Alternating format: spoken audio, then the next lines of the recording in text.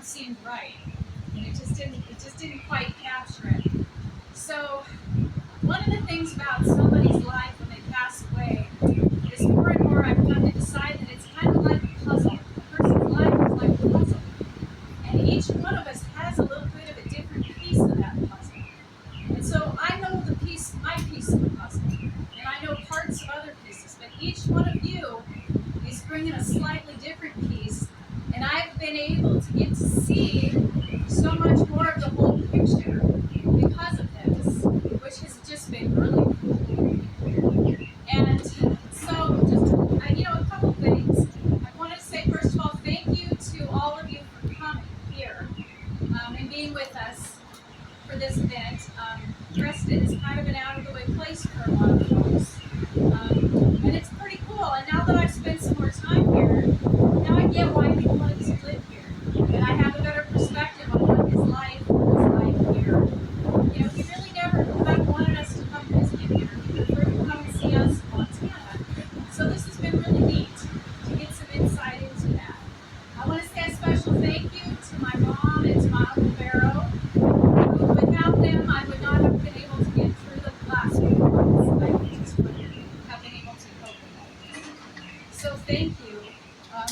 Thank you to all of you who knew him earlier in life, long before I was even thought, and were there for him, and stayed there for him, even during some times when I know that wasn't easy to do, because I remember what it was like. And then I wanted to say also a special thank you to all of you who were his friends here in Preston, because I didn't know you guys. I didn't know your relationships with him. I knew Manly a little bit. We talked about Manly, but he just hadn't shared a lot of details. And so after he passed away, we got here, and I'm actually meeting John and Travis and Tim and Alma, and anybody I'm forgetting? Chad. Yes, Chad. Thank you. You guys, to see the quality of friends that he had here, and the loyalty and the support that you guys were giving him was just awe-inspiring, and that was so comforting to us. He was not alone here. He was with people who loved him and cared about him and were there for him, and that meant a lot to us. So the other piece I want to say a little bit about this is, it was kind of, people used to ask me about my relationship with my dad, because as you meet people through your life, they ask you about your family, and sometimes I didn't know how to answer that question. And so my usual default, if it wasn't someone I knew real well, is I would say, it's complicated. Our relationship is complicated. And it kind of was, my earliest memories of him were from when I was really small. And that was a time in his life that was really hard. That was a really dark time. And so when I looked back on that as a kid, I didn't have any perspective. I didn't understand what was going on. I'm just watching my parents' relationship, and I'm seeing that shit's going down, and it's not good, and I don't understand it, and it's kind of scary, quite frankly. And I'm seeing my mom trying to deal with it, and it was hard. And so I kind of struggled with that off and on for a lot of years, and how to process that and incorporate that. And it wasn't until I became an adult and started to, slowly over time get more perspective as to who he was as a person. And there's been a lot of things that I've learned in the last 4 months that I thought, God, I really wish I would have known this. Like, it wouldn't have been appropriate to know as a kid, but I wish I'd have known more about him as an adult, because it would have given me so much more insight into who he was and where he was coming from.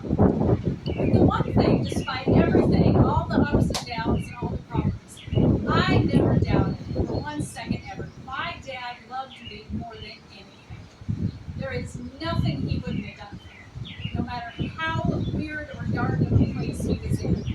Never did I question that for a second. And so then when I had my kids, I had twin boys, they're 12, and I remember thinking, I don't know how this is going to go. My experience being as a child sometimes was hard. I don't want it to be hard for